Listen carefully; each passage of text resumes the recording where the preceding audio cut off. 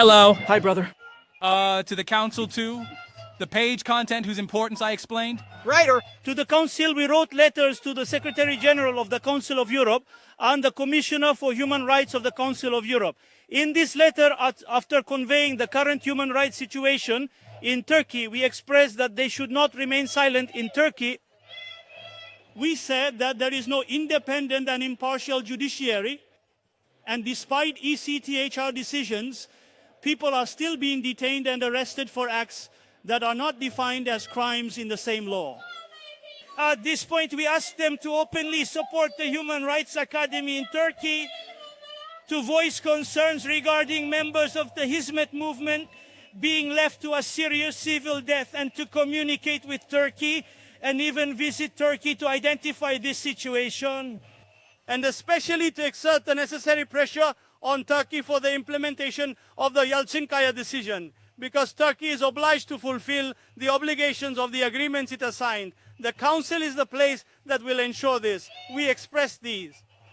And at the same time, a letter will be given to the President of the European Court of Human Rights. It was stated there that there are no effective domestic remedies in Turkey. Friends will also go to the ECHR and deliver this. Our main point here is to publicly declare openly that Turkey is not complying with the ECHR decisions.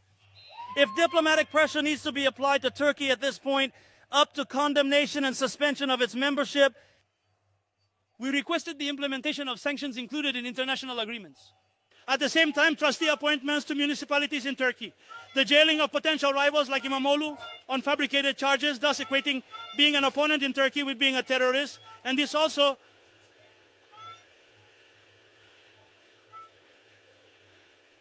I expressed that it originates from the anti-terrorism law, that it needs to be corrected immediately, and that the Council of Europe has an obligation at this point.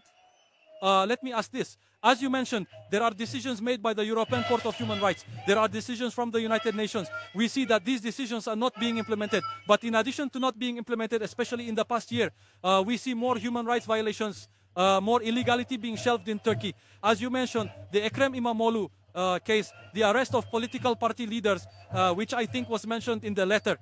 Do you think that the Council and European institutions' silence plays a role in the failure to address these violations in Turkey and the increase in unlawfulness? Of course, we are considering it, because the Council of Europe has mechanisms from international agreements and law. When they apply these, Turkey will be more compelled to comply at this point. For example, Turkey is selective, meaning it does not implement certain rulings. Among these are the EChR decision, Demirtas, and Kavala decisions. If the Council reminds Turkey of its obligations everywhere, along with the Committee of Ministers, the Parliamentary Assembly of the Council, and other organs of the Council, Turkey cannot escape from it, because 65% of Turkey's economic relations are with Europe. Therefore, this is a reality that affects both democracy and the economy in Turkey. As long as the institutions responsible for overseeing the implementation of these agreements fulfill their duties. I emphasize here that law should be effective, not politics. Okay, let me ask the last question like this. People waited for years for a decision from the European Court of Human Rights. Now they are waiting for the Council to take action. Naturally, the decision from the European Court of Human Rights was a significant achievement.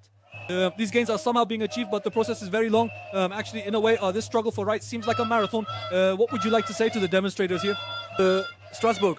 This year, these protesters have gathered here in this hate for the fourth time. What message would you like to give to the protesters?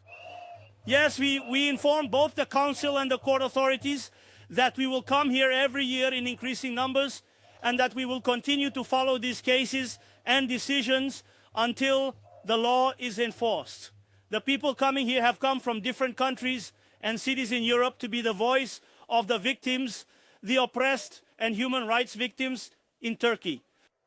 This is also a democratic right. Meeting and demonstration march, we are using this right to apply pressure on the authorities. The law does not die, it sleeps, but ultimately these decisions will be implemented. Turkey cannot afford to turn its back on Europe or the civilized world. They know this very well too. They only want to stall for time and demoralize human rights defenders and activists. Those who stand against today's injustices. If they come together shoulder to shoulder without making neighborhood distinctions as they are doing here, these issues, decisions will be implemented. And I think regained rights will be reclaimed again. Well, thank you very much.